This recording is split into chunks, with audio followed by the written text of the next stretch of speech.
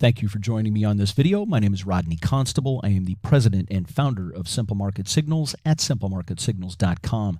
Today we are going to be doing something very special, and we are reviewing what has happened since February 19th. And this is session 2 of a 4-part mini-series, if you will.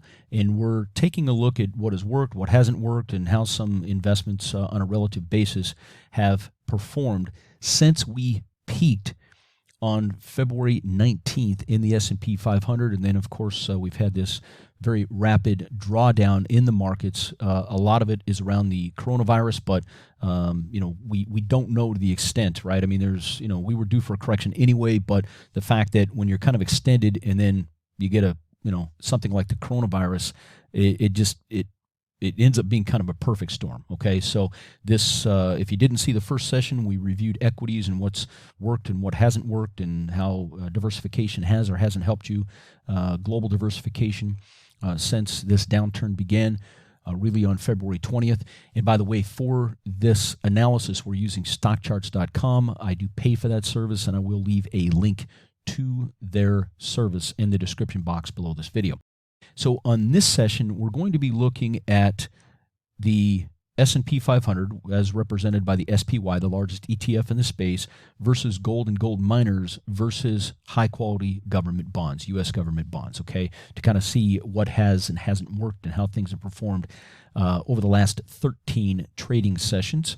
And so we're looking at a time period from February 19th of 2020 through the 6th of February of 2020. So it's hard to believe that just 13 trading sessions ago, we were at an all-time high in the S&P 500. So if you can see where my cursor is, and by the way, this is a 1-month chart of the S&P 500, and each candlestick represents 1 hour of trading in the S&P 500. So what we can see here is where my cursor is moving. That is Wednesday, February 19th. That is the day that so far we hit the all-time high in the S&P 500 at 3386.15. So we closed at 3386.15 here, and then we had a negative reversal on Thursday the 20th. A negative reversal, what I mean by that is we didn't hold the all-time high, okay? It would have been really nice if we could have, continued to climb from there, but we broke out, hit this all-time high, first time in the old time we've ever closed above 3380 on the S&P 500, which is why I have that blue line there just to represent that 3380 mark. Again, we closed at 3386.15. Negative reversal on the 20th, closed at the lows of the session or near the lows of the session. That Friday, more negative news about coronavirus came out, and then we had this big drawdown. We hit the 2855.84 intraday level on Friday the 28th. Very important for us to understand that, okay? And we'll cover more of this in session 4 of this little mini-series reviewing what has happened during this downturn so far anyway. And then, of course, this last Friday on the 6th, here we are here.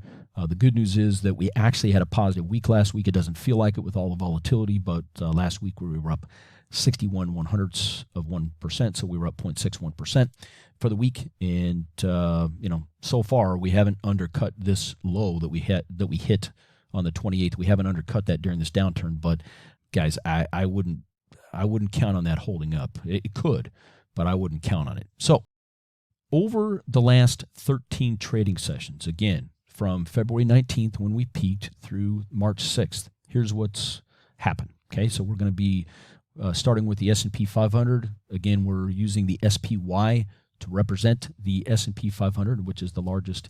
The SPY is the largest ETF in the space, and we know that we're down 12.08% on the S&P 500 since the peak of the markets. Okay, so we've had over a 12% downturn, and anything over 10% is called a correction. Okay, and to get to a bear market, we'd have to go down 20% or more. So hopefully we don't get there, but there's so many unknowns we don't know. Again, we'll cover more of that in session 4.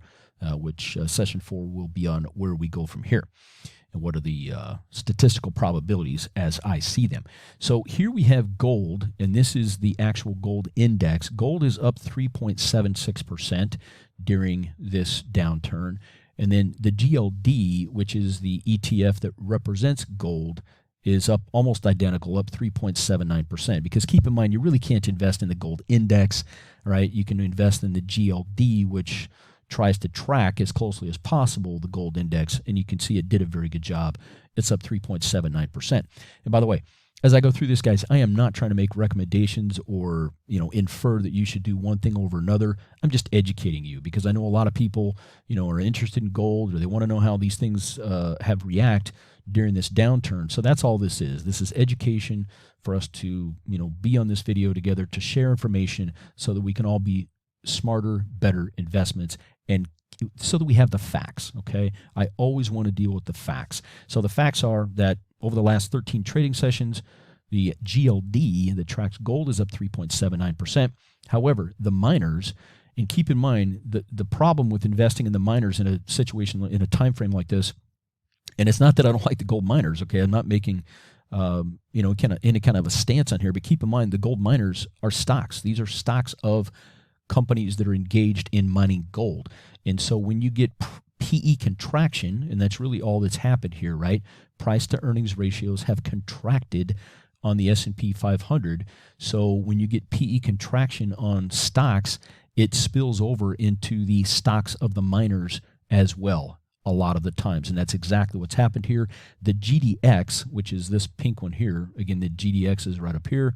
The GDX is the large cap, right? The larger miners. It's down 1.14% during the last 13 trading sessions. And the GDXJ, which as you can see here, hopefully you're looking at this on a larger screen, that's the VanEck Junior Gold Miner ETF. The GDXJ is down 8.90% during this time frame. So again, the problem with investing in the gold miners when you're in a drawdown like this is PE contraction. Even though gold has done well, the miners themselves have not over the last 13 trading sessions. Now we get into the bonds, okay? And so what we can see here, and we've got these 7 to 10 year U.S. Treasury bonds is what this tracks. This is the IEF, ticker symbol IEF, as you can see up here where I'm using my cursor to circle that ETF. This is an ETF that tracks 7 to 10 year duration U.S. government bonds, and you can see during the last 13 trading sessions, these high-quality government bonds have definitely helped to offset equity risk. They are up 6.24% during that time frame, as represented by the IEF. And then the longer duration, so this is a very similar ETF, but it tracks longer duration. In other words, so it's got 20-year bonds instead of the 7 to 10-year bonds. The TLT is the ticker symbol for this one. The TLT tracks 20-year plus treasuries, and it is up 14.76%. So a couple of things here. What you need to remember is if you're dealing with high-quality government bonds, the longer the duration, the more interest rate sensitive those bonds are. Again, let me repeat that. The longer the duration, and this is true for any bond, right? A 1-year bond versus a 5-year bond versus a 10-year bond versus a 20 versus a 30 versus a 50, whatever. The longer the duration of the bond or bond fund, bond ETF, it's all the same thing. The longer the duration, the more interest rate sensitive that investment is. Okay? The longer the duration, the more interest rate sensitive it is. And so when we get a situation like we had last week where interest rates fall very rapidly, and I'll show you that on the next chart, then we know that we know intuitively that if interest rates are going down, high quality bonds should go up. Now, conversely, if interest rates go back up, bond prices will drop. Okay? So this is what's happened over the last 13 trading sessions on gold miners, and the high quality bonds. But I want to give you some real perspective here, guys. And what we're looking at now is a chart of the 10-year Treasury yield. Okay, and this is going clear back to 1990. Again, hopefully you can see in the bottom left where I'm circling the 1990. So this is a really long chart. So we're looking at the yield itself, not the bond price, but the inverse of that, right? The yield, the distribution, if you will. And this chart is somewhat hard to read, but you have to convert it to basis points. Now, keep in mind that a basis point is 1/100th of 1%. Okay, so what we can see here is we are at all-time closing lows, bottom right-hand of the chart where I'm circling. We are at all-time closing lows on the yield on the 10-year Treasury. And what this means is that bond prices are very elevated. Okay. And we've never, ever, ever, I want to emphasize this, guys, because this to me is super scary. We've never been here before. We've never seen these lows in bonds. And yes, it's caused bond prices to go up, okay? So that's great in the short term for people that are asset allocators, but it also means that bonds are really, really, really expensive, okay? And a very well-known bond manager was on CNBC last week, and I watched the interview live, and I love the way he phrased it. He said, you might as well, and this is a bond manager, guys, saying this. It's not me, it's a bond manager, okay? A guy that is huge in the bond industry. And he said that bonds now are a return-free risk. Think about that. Return-free. In other words, you're not getting any return, but you're taking risk. Well, to me, that's crazy, okay? Again, this is a huge bond fund manager. Guy that's a mega guy in the industry, super smart. And he's saying that bonds now, these high-quality government bonds, are now a return-free risk. He said, you might as well be in cash. You'd be better off being in cash, okay? So to me, the bond market now is the scariest part of investing. And I think that I'll tell you what I personally do. I'm in cash or I'm in equities. I think equities represent, especially long term. In the short term, I think it's very possible we'll have more drawdown. We'll get to that in session 4. But in the long run, I think the bond market on a global basis is absolutely the scariest thing in investing. And I think the potential for some very, very bad things to come, I think the potential's there. And to me, it's going to emanate from the bond market. Now, look, the central bankers around the world could keep this party going forever. But with roughly a third, from what I understand, a third of the world's government bonds are in negative yield territory. I mean, that just doesn't make any sense, okay? In other words, these countries are being paid instead of paying investors so that they can borrow money from investors. The governments are actually being paid. This stuff just doesn't make any sense, guys. Even with my 20 plus years of financial services experience, 25 plus years of trading stocks and options, close to 40 years now investing in 401ks and things, I can't get my head wrapped around it. Negative yields, okay? So I'm just emphasizing this because I want you to understand that this environment we're in, and you can see, I mean, this has been going on. We peaked. I wish the chart would go back further than this, but the furthest my system will go is back to the 80s. But we peaked in bond yields back in 81, all right? And bond yields have been falling and falling and falling and falling. So in other words, bond prices have been in a bull market now since the early 80s. That is a long, long run for any asset class. But the fact that we're now down under 1%, because keep in mind 100 basis points, where I'm circling here in the bottom right, is 1%. So 100 basis points is 1%. We're down here, we're yielding 0.7%, right? 0.7% on the S&P, on the yield on the 10-year Treasury. That is just stupid. And keep in mind that that's taxable, guys. So if you make 0.7% on an investment and then you pay taxes, you may walk away with 0.5% or so, roughly, right? It just makes no sense. So you've got 0.5% maybe after tax return on an investment that could go backwards on you in a hurry. Now, could yields go lower from here? Absolutely. And could bond prices continue to go up in the short term? Absolutely. And I think that's very probable in the short term. But just understand the dynamics here of the bond market on a global basis, guys.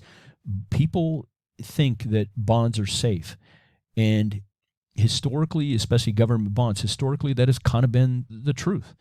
But they, in my opinion, and now you've got some of the biggest bond guys on the planet saying the same thing.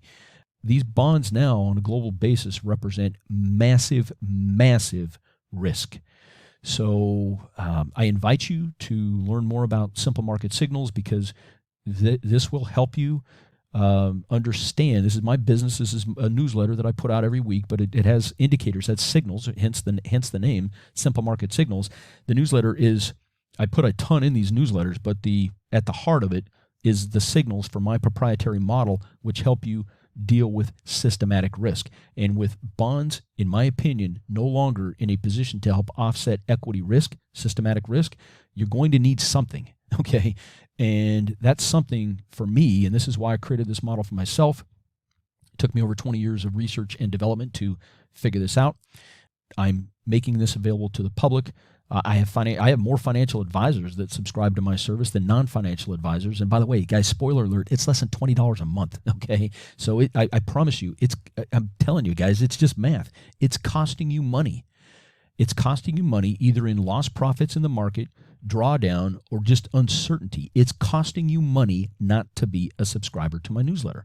I can't see another way to look at it, okay? So watch the video that will be teed up at the end of this video, but I hope this has been helpful. And just, again, understand that, some of these other investments that people can use, like gold and bonds, have definitely worked in the short term here to offset equity risk during this downturn. Again, we're looking at a very short period of time here, just 13 trading days.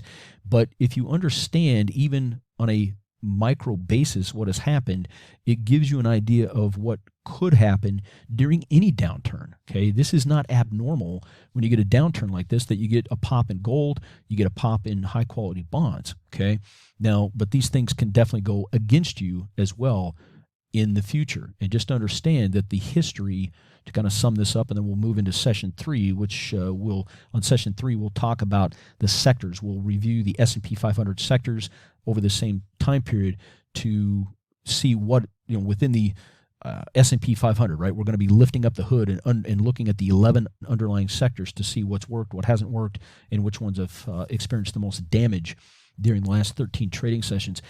But just understand the long-term trend of bond yields is down, and it's getting to an absolutely stupid place now, guys, where I can't emphasize this enough. The bond market, to me, and I don't know whether it's going to be 2 years or 20 years from now, but the bond market at some point is, I think, going to inflict absolutely horrific damage in financial services. I hope I'm wrong about this, guys, but it's scary. Knowing what I know, it is absolutely scary.